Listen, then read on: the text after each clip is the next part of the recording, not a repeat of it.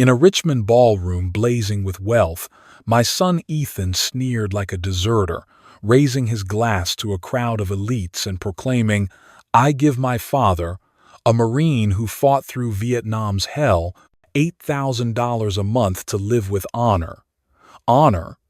I stood there, suffocating in a borrowed suit, my hands scarred from war and a dying Chevy, my bank account spitting out $43. His lie stabbed deeper than any bayonet, and Claire's icy, mocking glare dared me to challenge their charade. My heart shattered, as if the war's wounds had reopened, raw and bleeding, but like a Marine, I swore to fight for the truth. I'm John Whitaker, a 6'5" Marine vet, living in a 900-square-foot clapboard house just outside Quantico, Virginia, where the air smells of pine and gunpowder from the base nearby. My porch sags under a faded American flag, its edges frayed by years of Virginia sun. I work part-time at Hank's auto shop, wrenching on engines until my knuckles ache. My $1,200 monthly VA pension barely covering the electric bill and a few cans of soup. Every Thursday, I drive my rusting 2089 Chevy pickup 3 miles to the VFW hall, where I swap stories with other vets over coffee that tastes like burnt tires. It's not much, but it's mine, a life carved from 20 years in the Corps and a heart that still beats for duty. Years ago, I gave everything for my son, Ethan. I skipped meals to pay his college tuition, dreaming he'd carry the Whitaker name with pride. Now, he's a big-shot entrepreneur in Richmond, building skyscrapers and dining with men who own half the city. His calls are rarer than a Virginia snowstorm, maybe a Christmas card or a quick, "How you doing, Dad?" That feels like a salute from a stranger. His wife, Claire Donovan, keeps me at arm's length, her voice sharp as a kabar when we speak. "You're doing fine, John," she said last month, her tone colder than a Quantico winter. Fine? My fridge holds half a loaf of Wonder Bread and a jar of mustard. At the VFW last week, I told Linda Hayes, a retired Army nurse with a laugh like a mortar blast, about Ethan's distance. "He's forgotten the cost of your scars, John," she said, slamming her mug down. "Marines don't let family rewrite their story." Her words stuck like shrapnel you can't pull out. Ethan was my pride once, the boy I carried on my shoulders at county fairs. Now, he's a shadow in a tuxedo, and Claire's eyes at that gala told me she's guarding something darker than silence. I'm no stranger to battles, but this one's tearing at wounds the war never touched. That Christmas gala left a wound I couldn't bandage. Ethan's words, $8,000 a month to honor my service, burned like a misfired round, and Claire's mocking glare was the shrapnel lodged in my chest. I drove home in my 2089 Chevy, the heater coughing cold air, and parked under the sagging porch where my faded flag hung like a tired soldier. Inside, I flipped on the kitchen light, its weak buzz mocking the chandelier's glow from the ballroom. My laptop, a hand-me-down from a VFW buddy, hummed to life. I logged into my bank account, expecting nothing but needing to see it. The screen glared back. $43.27. No deposits, no miracles, just the same stubborn numbers I'd wrestled with for months. A text from the power company blinked on my phone, $112 overdue, threatening to cut the lights. Ethan's lie wasn't just a boast, it was a theft, and I'd be damned if I let it slide. The next morning, I walked a mile to the Quantico Public Library, my boots crunching on frost-covered gravel. The library smelled of old books and coffee, a quiet refuge where I'd once helped a kid research the Vietnam War.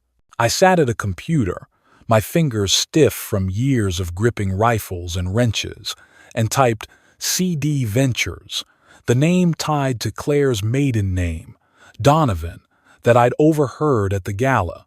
The screen loaded a Virginia business registry.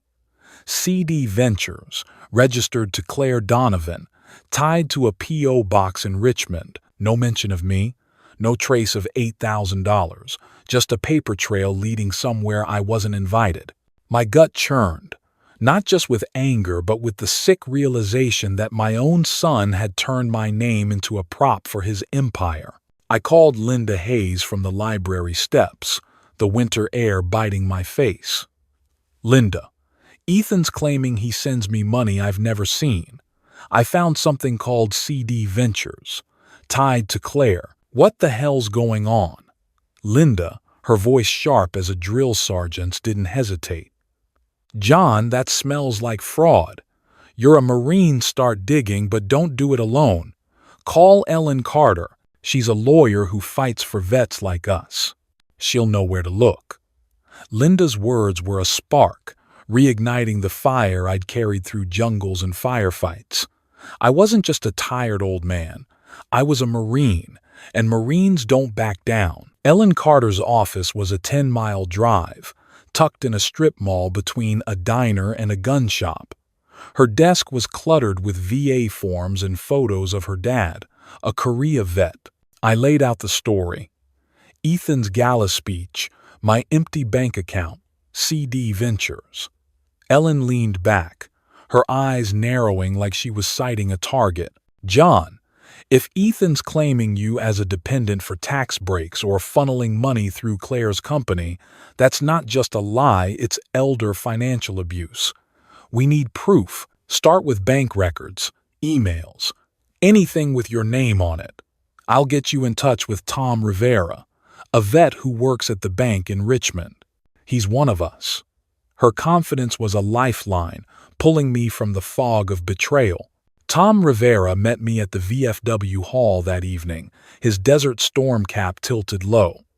At 42, he was younger, but his eyes carried the weight of war. "John, I've seen your name on some transfers at the bank," he said, sliding a coffee-stained folder across the table. "They're labeled Whitaker Support, but the money's going to CD Ventures, not you." I pulled what I could without raising flags. The folder held a single page, a transfer record showing $8,000 monthly payments to CD Ventures, dated back 6 months. My name was scrawled in the memo line, but the signature wasn't mine. It was a clumsy forgery, the J in Whitaker too sharp, like someone who'd never held my pen. I gripped the table, my knuckles white. "Tom, how'd they do this?" I asked. He shook his head. "Someone with access and ambition, John. I'd bet on Claire." Back home, I sat at my kitchen table, the folder open under a flickering bulb. The forged signature stared up, a betrayal sharper than Ethan's words. I remembered teaching him to sign his name, guiding his small hand at this same table. Now, that hand had twisted my name into a lie. Linda's voice echoed, "Marines don't let family rewrite their story." I grabbed a notebook, a cheap spiral-bound thing from the dollar store, and started writing dates, names, CD Ventures, the gala. Every detail was a bullet in a clip, and I was loading for a fight. At the VFW the next day, I showed Linda the transfer record. "This ain't just about me," I said. "If they're doing this to me, who else?" She nodded, her jaw tight. "Plenty of vets get used, John. You're not alone, but you're the one who's got to stand up first." The weight of that truth settled like a rucksack on my shoulders. I wasn't just fighting for me. I was fighting for every vet whose sacrifices had been turned into someone else's profit. Ellen called that night, her voice steady but urgent. "John, I found a lead on an accountant who worked with Ethan's firm. He might talk, but we need more. Keep your eyes open at their house, Maria Lopez. Their housekeeper might have seen something." The name Maria sparked a memory. She'd poured coffee at the gala, her eyes lingering on me with a flicker of pity. I didn't know it then, but that flicker was about to light the fuse for the battle ahead. The forged signature on that bank transfer burned in my mind like a wound that wouldn't clot. I sat at my kitchen table in Quantico, Virginia, the 900-square-foot house creaking under a winter wind that slipped through the cracks. The American flag outside my window hung limp, its stars faded to ghosts in the moonlight. My hands, scarred from Vietnam and years of wrenching engines at Hank's auto shop, trembled as I opened a shoebox tucked under my bed. Inside was a letter from Ethan, written when he was 19, his freshman year at UVA. "Dad," it read in his messy scrawl, "you gave up your dream of a garage to send me here. I'll make you proud." I'd read that letter 100 times, each word a promise that kept me going through graveyard shifts and VA hospital visits. Now, it felt like a blade, twisting deeper with every line, because the boy who wrote it had sold my name for tax breaks and skyscrapers. I leaned back in my chair, the wood groaning under my 180 pounds, and stared at the ceiling, where a water stain spread like a map of my regrets.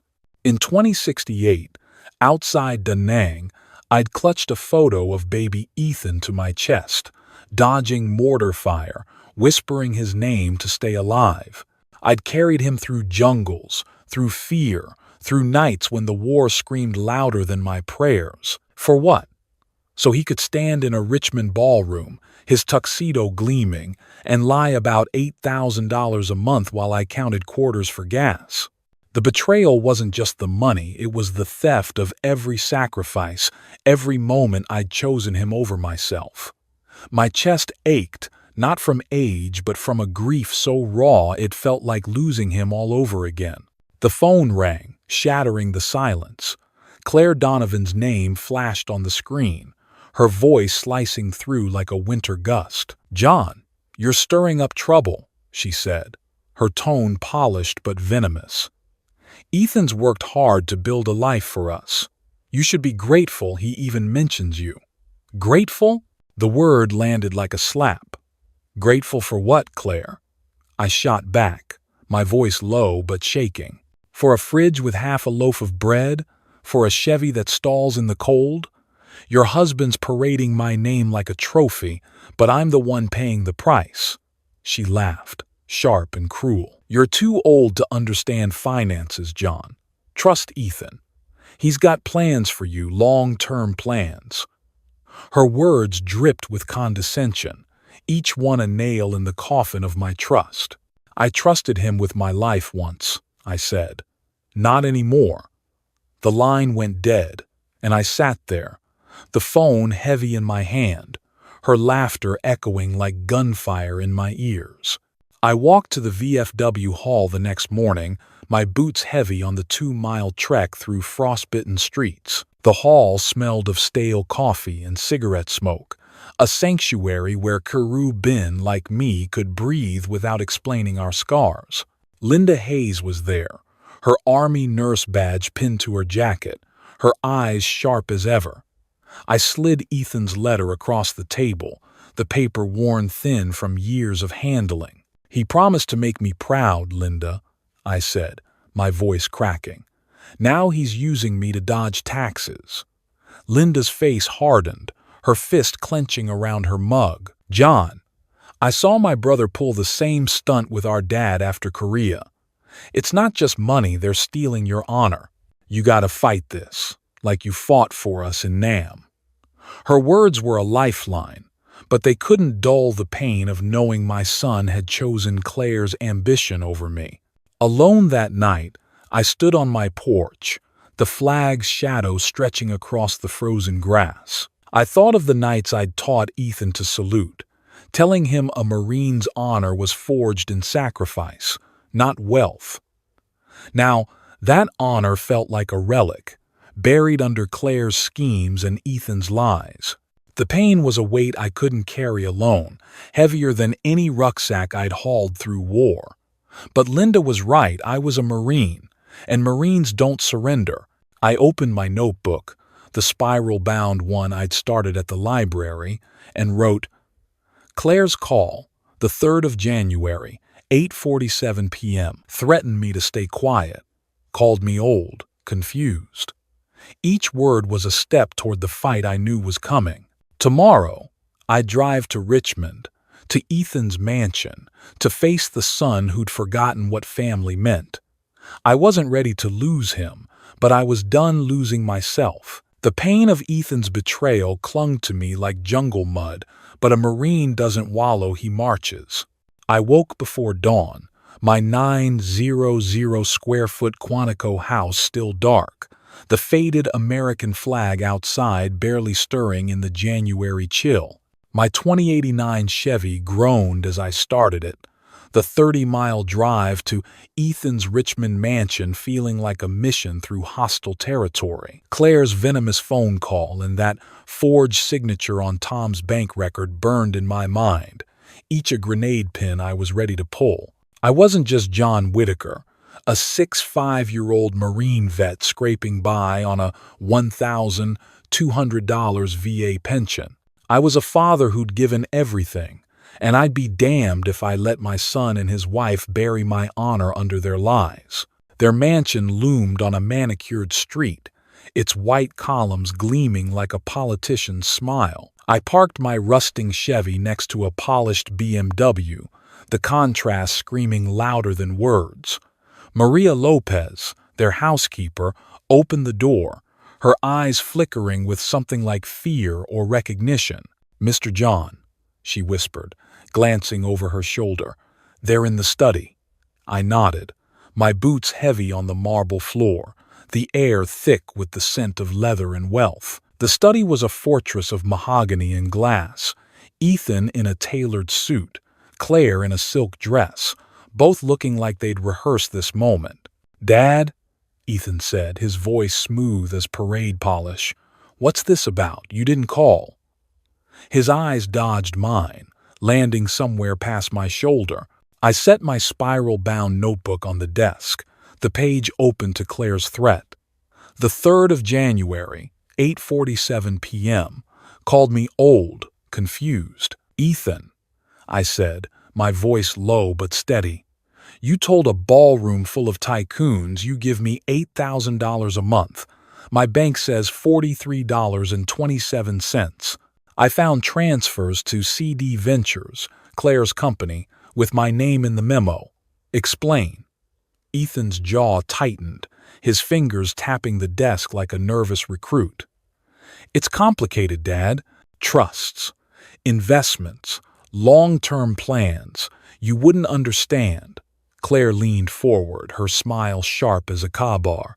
"John, you're making a mess. Ethan's built an empire, and you're embarrassing him. Be grateful we're securing your future." Grateful. The word hit like a slap across my scars. "Grateful?" I growled, my hands clenching. "For what? A fridge with half a loaf of bread? A Chevy that stalls at 20 degrees? You're using my name to dodge taxes, Claire, and you forged my signature to do it." I pulled Tom's bank record from my jacket, the forged J in Whitaker glaring like a traitor's mark. Ethan's face paled, but Claire didn't flinch. "You're confused, John," she said, her voice cold as a Quantico frost. "At your age, memory plays tricks. We could have you declared unfit, guardianship. It'd be easier for everyone." The threat landed like a mortar round, but I stood my ground, my Marine blood boiling. "You don't scare me, Claire," I said. "I fought in Nam. I've faced worse than your paperwork and lies."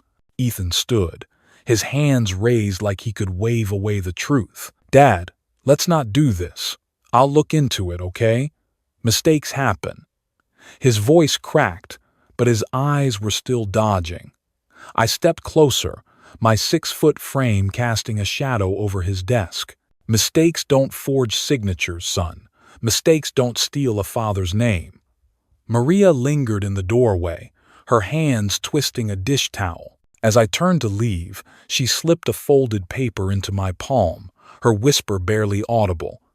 "I saw the checks, Mr. John. They're not yours." I nodded, my heart pounding, and walked out, the marble floor echoing like gunfire. Claire's threat hung in the air, but Maria's paper was a weapon, and I was ready to load it. Outside, the winter sun did nothing to warm me. I sat in my Chevy, the engine coughing to life, and unfolded Maria's paper, a photocopy of a check to CD Ventures, $8,000, dated last month, my name scrawled in the memo.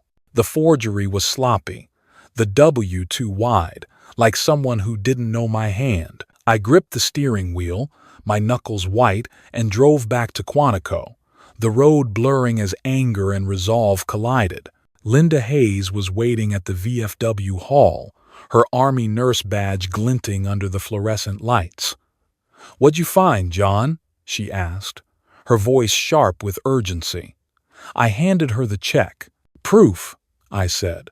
"And a fight." She nodded, her fist clenched. "Then let's call Ellen Carter. This is war, Marine." The battle lines were drawn, and I was ready to march with my allies by my side. Maria's check, slipped into my hand like a whispered secret, was a live round in my fight for the truth. I drove my 2089 Chevy back to Quantico, Virginia, the 30-mile road from Ethan's mansion blurring under a January sky as gray as gunmetal. My 900-square-foot house welcomed me with its familiar creak, the faded American flag outside swaying like a battle-worn standard. I spread Maria's photocopy on my kitchen table, the $8,000 transfer to CD Ventures glaring up, my name scrawled in a forged memo line. The W in Whitaker was too wide, a clumsy lie that couldn't mimic my hand. My scars from Vietnam ached, not from age but from the weight of betrayal. Ethan, my boy, and Claire, his scheming wife, had turned my sacrifice into their profit. But I was a Marine, and Marines don't surrender. I grabbed my spiral-bound notebook, jotting down every detail. Maria's whisper, Claire's threat, Ethan's dodging eyes. Each word was a brick in a wall I was building to reclaim my honor. I called Ellen Carter, the lawyer who fought for vets like me, from my porch, the cold biting my knuckles. "Ellen, I've got a check from Maria Lopez, Ethan's housekeeper. It's $8,000 to CD Ventures, with my name faked on it," I said, my voice steady despite the fire in my chest. Ellen's response was sharp, like a commander's order. "That's a start, John. Bring it to my office tomorrow. We need more bank records, emails, anything tying this to Ethan and Claire. Tom Rivera's digging at the bank, but we need to move fast before they cover their tracks." Her words were a rallying cry, pulling me back to the discipline of my Marine days. I wasn't alone in this fight. I had allies, and they wore the same scars I did. The next evening, I walked 2 miles to the VFW hall, the frost crunching under my boots, Maria's check tucked in my jacket like a grenade. The hall buzzed with Caribbean, their voices a mix of laughter and grit, the air heavy with coffee and cigarette smoke. Linda Hayes, her Army nurse badge pinned proud, spotted me and waved me over. "Show me what you got, John," she said, her eyes narrowing like she was scanning a battlefield. I slid the check across the table, its edges curling under the fluorescent lights. "Maria gave me this," I said. "It's proof they're stealing my name." Linda's fist hit the table, rattling her mug. "Damn it, John. This is fraud. My dad went through the same with my cousin after Korea claimed him as a dependent, pocketed the cash. We're not letting this slide." She stood, her voice cutting through the room. "Listen up, folks. John Whitaker's fighting a war right here. His son's using his name to dodge taxes. Who's with him?" Hands shot up, voices growled in support, and I felt the weight of a platoon behind me. Tom Rivera arrived, his Desert Storm cap low, carrying a folder thicker than the last. "John, I pulled more from the bank," he said, his voice low but firm. "Emails between Ethan's firm and Claire, labeled Whitaker Support. They're routing money through CD Ventures to a condo in Richmond, $400,000. Cash purchase, no loan. Your name's on the tax forms, but not the deeds." He handed me a printout. An email from Claire to Ethan, dated last summer, saying, "Keep the vet support line at $8,000. IRS won't look twice." My stomach twisted, the words of betrayal sharper than any forged signature. "Tom, you're risking your job," I said. He shrugged, his eyes steady. "You mentored me when I came back from Iraq, John. This is what Marines do." Ellen called the next morning, her strip mall office a beacon in the fog. "John, I reached an accountant who left Ethan's firm last year," she said. "He's nervous, but he's got records, spreadsheets, tax filings, all claiming you as a dependent. He'll talk if we protect him." I nodded, my heart pounding like a drum line. "What about Maria?" I asked. Ellen's voice softened.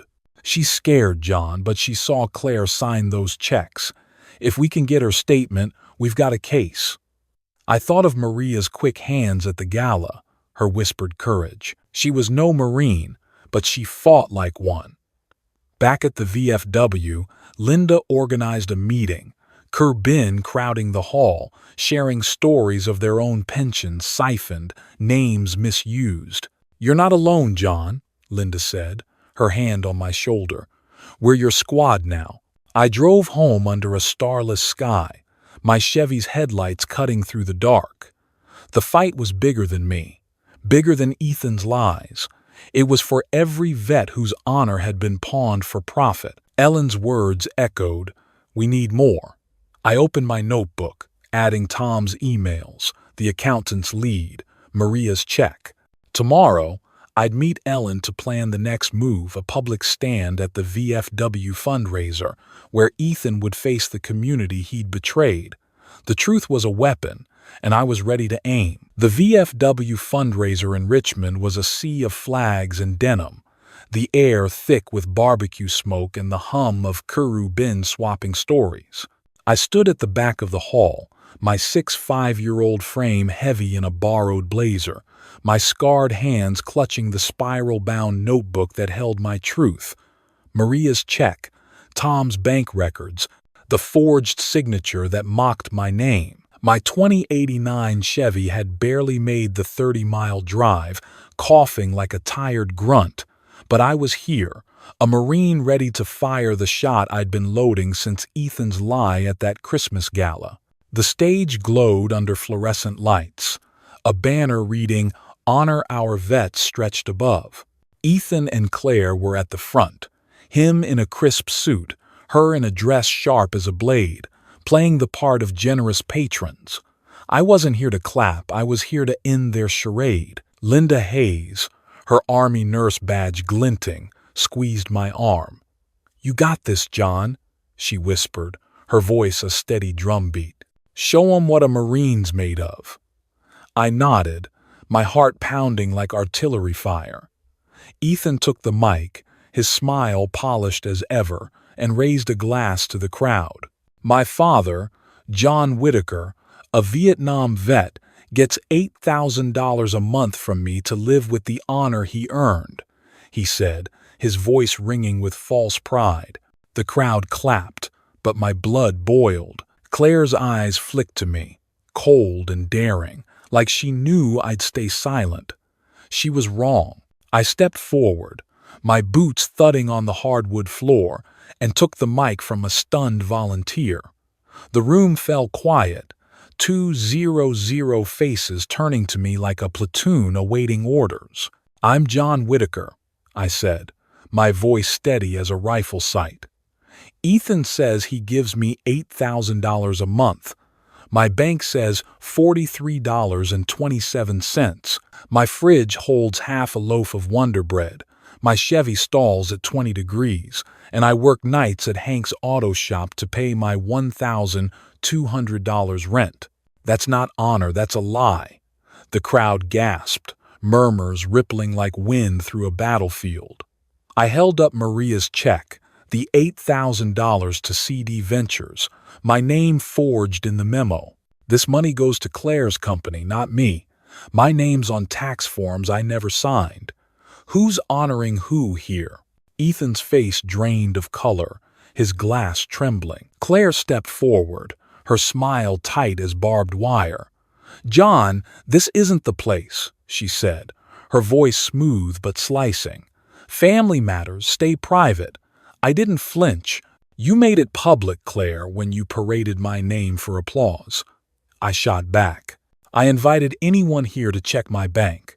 No deposits, no trusts, just a forged signature that doesn't know my hand." A Kurbin in the front row, his silver star pin gleaming, stood up. "I saw Claire at the Richmond Bank last fall, signing papers with your name, John," he said, his voice cutting through the silence. "I thought it was odd then. Now I know why." The crowd stirred, phones coming out, whispers turning to growls. Ethan tried to recover, his voice thin. "Dad, it's a misunderstanding. We've set up plans, complex plans for your future." His eyes darted to Claire, who stood frozen, her mask cracking. I shook my head.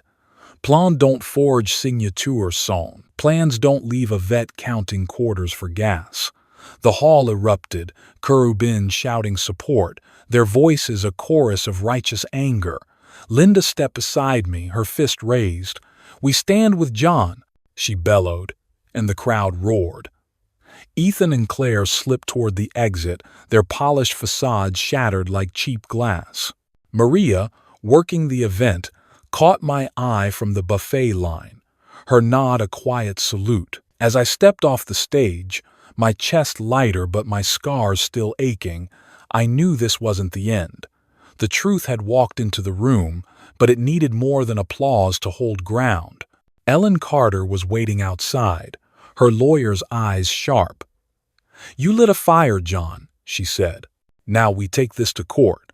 Tom's got more records, and Maria's ready to sign a statement.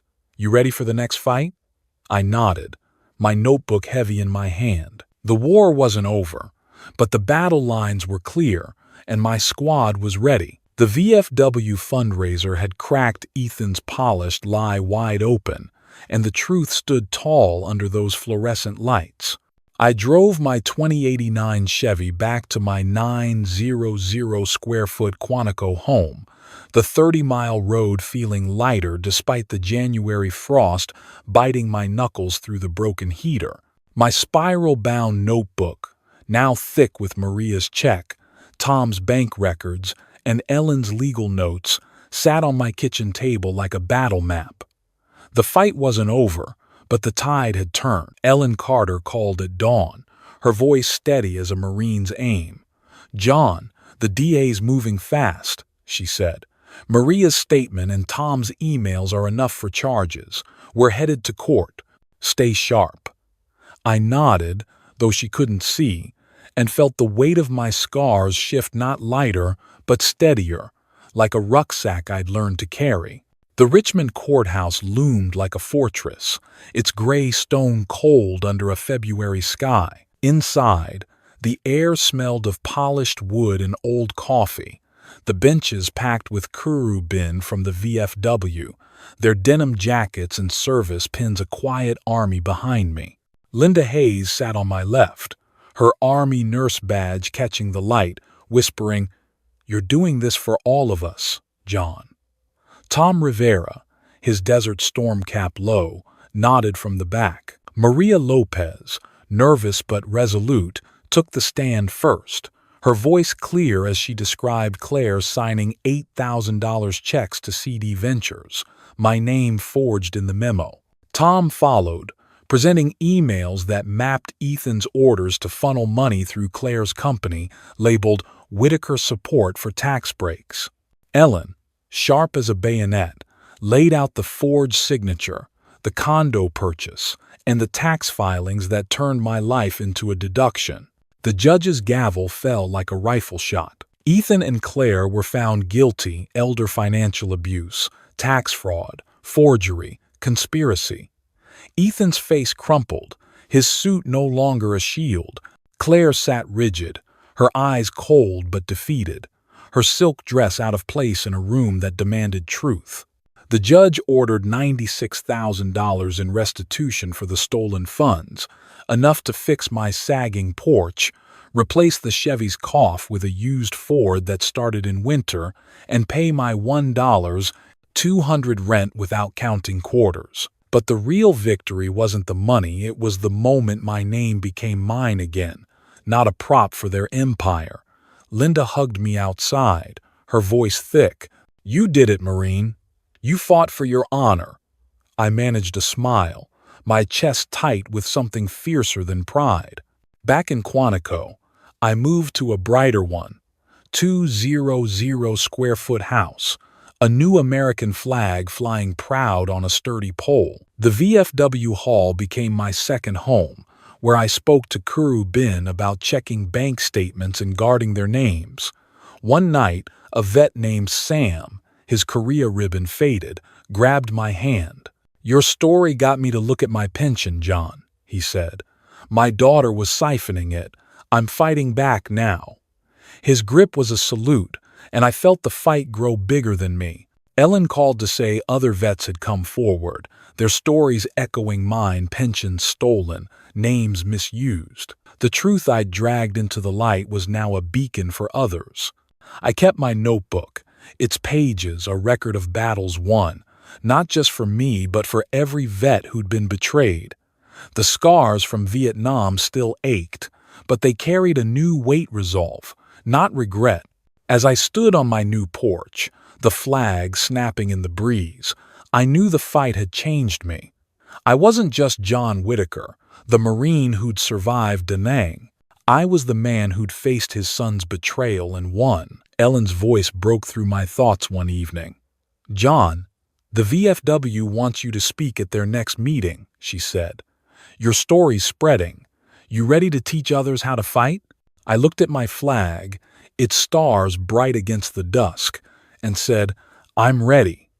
The next step was to share what I'd learned, to arm every vet with the tools to protect their honor. I'm John Whitaker, a 65-year-old Marine vet, standing on the porch of my new 1,200 square foot Quantico home, where a fresh American flag snaps in the Virginia breeze.